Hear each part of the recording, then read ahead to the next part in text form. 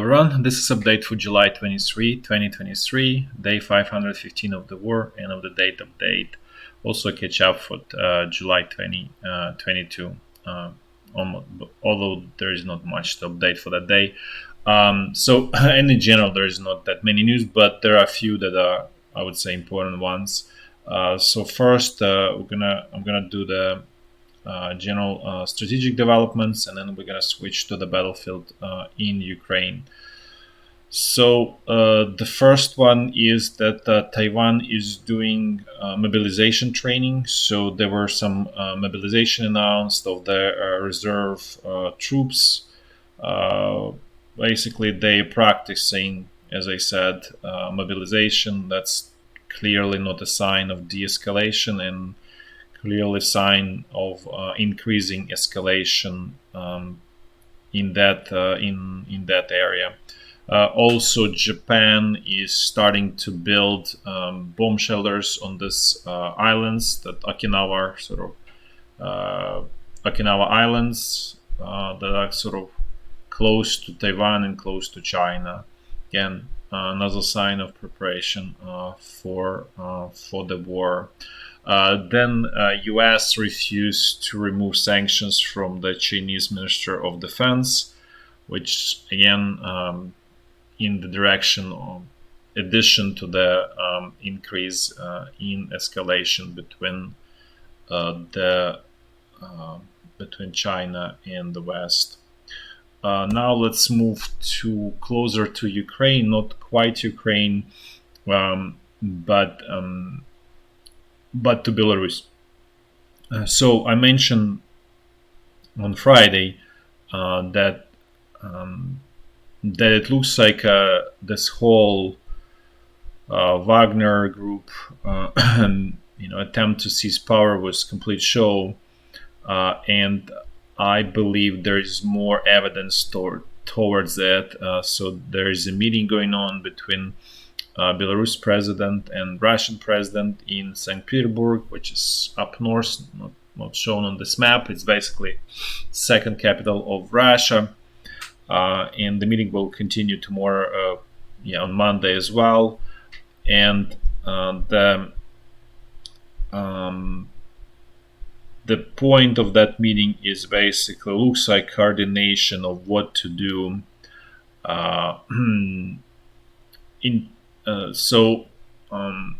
What Belarus president is saying is essentially that he feels that Poland will sort of move its troops to capture Western Ukraine, which is what I said before, that the Russian side is how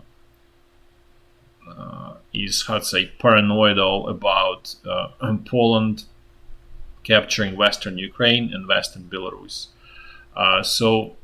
Belarus president basically said, okay, we're ready to go and liberate Western Ukrainians and help them in their fight, essentially, against the Polish invasion. This just reminds sort of typical Soviet propaganda story of, whenever Soviet Union would invade anything, that's usually presented as liberation of the oppressed population in the country that Soviet Union would invade. And I guess all invasions are presented in that way. But basically, Belarus president is saying situation is becoming unbearable for us. If there is NATO and Poland in Western Ukraine, we're going to be basically kind of like a peninsular, because we have already hostile troops on this northwestern border and west, obviously, and then it's going to be south, and that's unacceptable for our security. So basically, it's the same message that Russian president was relaying when he decided to invade Ukraine. So basically, the same pattern basically reused by Belarus president, and he was asking for Russia's help and approval to, in quotes, liberate Western Ukraine. Um, and as I said before, that's again solidifies my thinking. Even though this is speculative, obviously, there's this is, but it's the the probability of this speculation is going up as every day. Is that the Wagner mercenaries, and there will be more Russian troops there, that they are being prepared for potential jump south.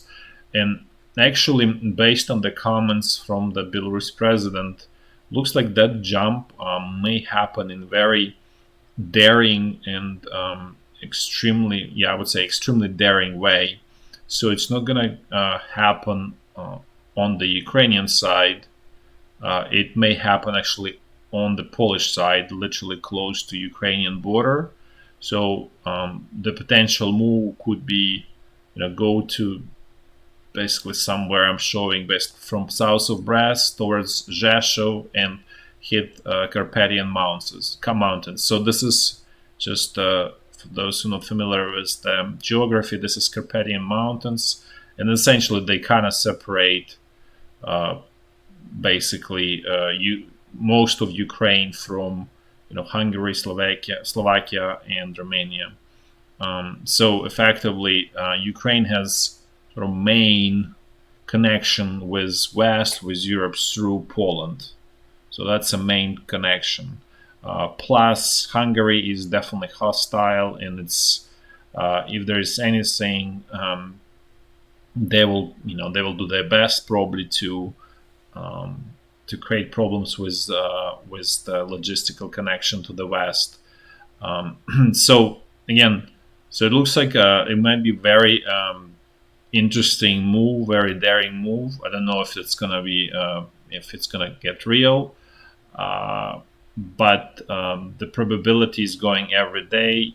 Also, um, to support this is that, as I said before, Polish government is bringing all of its troops, including from the west. They're all moving it towards east, and it looks like they already have, I think, division like 40 kilometers from Brest, which, when troops are, at that size, 40 kilometers from, from Brest, or from basically from other side on Belarus, it's sign of impending military conflict. It's not a sign that things. It's sort of basically troops are in a jump position. So I'm not sure this is going to happen, but things are definitely in very, let's say, dangerous situation.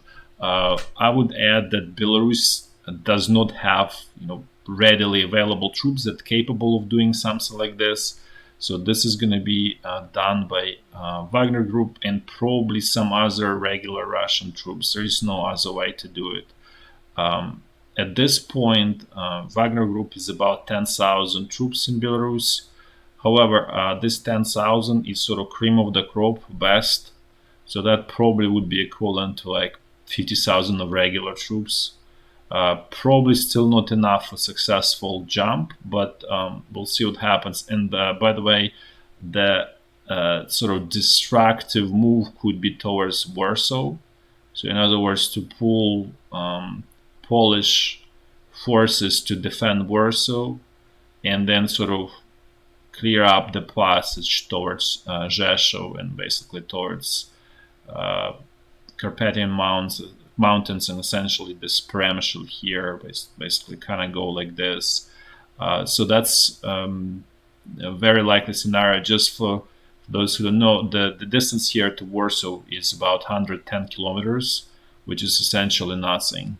Even if you cover, let's say, 60, 70, then Warsaw is in under total threat, and that will create probably quite a panic on the Polish side, and will force to move all of the available troops, including from this southeastern part of Poland towards Warsaw, and that will clear up the passage for the main attacking forces, Russian attacking forces.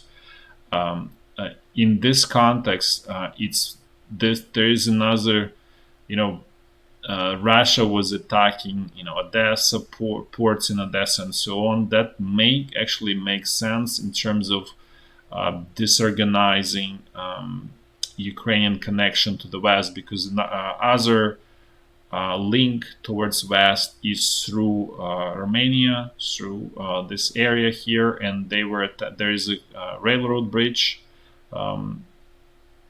here, and it's called a little town or even village called Zatoka.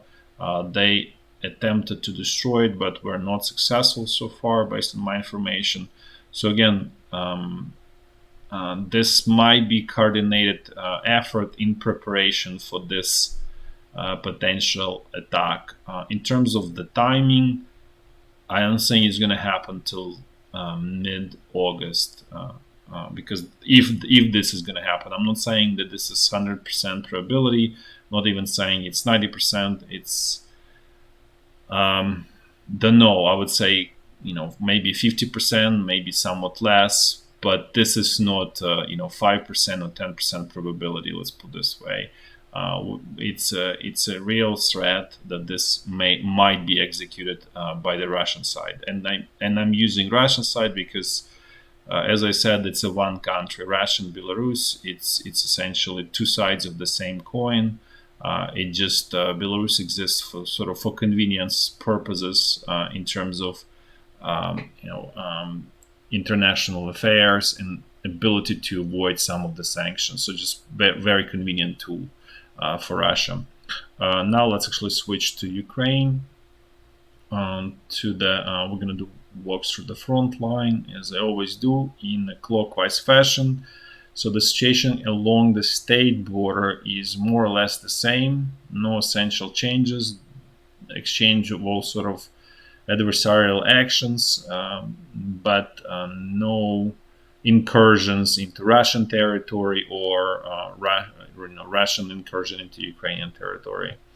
Now let's jump to the North Lugansk front line.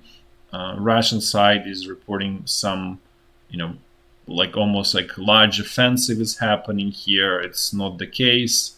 All it is just basically Russian troops moved 500 meters, maybe 1 kilometer here. And I mentioned this probably a couple videos before. The Russian side captured the village that's adjacent to this village, Kuzamivka. And that's pretty much it. So there's no real offensive the way it's reported. It's unfortunately Ukrainian side is, let's say, thinned out its front line here, thinking that nothing big is going to happen. There will be no strong pressure, and it was just a strong tactical pressure by Russian troops in this area, and it resulted to loss of this territory. But again, this is not a major offensive. It's still at the tactical level at this point. And Ukrainian side brought here some fresh units. I think it was 31st Brigade that was brought here. I didn't put it yet, but basically this forced Ukrainian command to pull its reserves and bring it here, which could be actually another, clever move by Russian command. They're trying to put pressure so that Ukrainian command cannot focus on the areas where it's tried to achieve something, essentially. But again, this is not a major breakthrough or any kind of offensive here.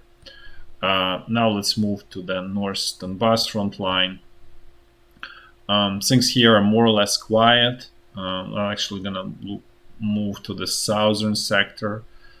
In south of Bakhmut, as I mentioned before, Ukrainian troops having some progress. Again, totally tactical, not a major breakthrough. I cannot call it even offensive. It's just a tactical fighting, World War I type, where it's slowly expensive squeeze of Russian troops. And in the long run, Ukraine cannot afford this approach. Basically, Ukrainian troops kind of started fighting for this village, Klishchiivka, and it's all thanks to this Azov brigade. Otherwise, regular Ukrainian troops would not be able to achieve anything like that. So, again, nothing major here again happening, just tactical squeeze, similar to how up north Russian troops are squeezing tactically Ukrainian. In this case, Ukrainian side is squeezing Russian side. Now let's look at central Donbass front line. Things here are the same, as I always say, broken record, but except Russia looks like Russian forces were attacking in force in many locations, but again, to no avail, no results. Basically, status quo remains here. Now let's move to Zaporizhya front line. Things here also, tactical. There's no large offensive, and there was only several days when there was attempt to do some sort of,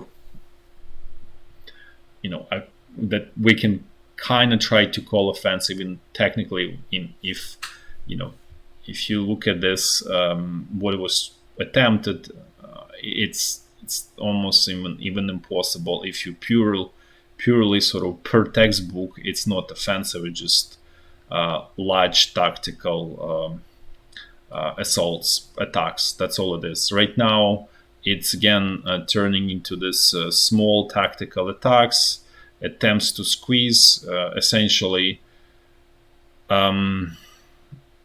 this offensive, this so-called offensive is not really offensive. It's just misguided squeeze and misguided use of resources. That's how I would describe the best what's happening here. That will not lead to real sort of victory, simply, and leads to waste of precious resources that Ukraine does not have. And the Russian side is fully aware that this is war of attrition, and from their perspective, they just want to sit it out, let Ukraine bleed itself until the moment it bleeds itself completely, and then they will just capture all of Ukraine. And that's very simple, very primitive strategy, but Russia has everything going for it in the right direction so far. Now let's quickly check what's going on here along Dnipro River. Again, things are quiet. No Russian attacks, no Ukrainian attacks. Basically status quo without even any major activity here. That's all for today. Thanks for watching. Till next time.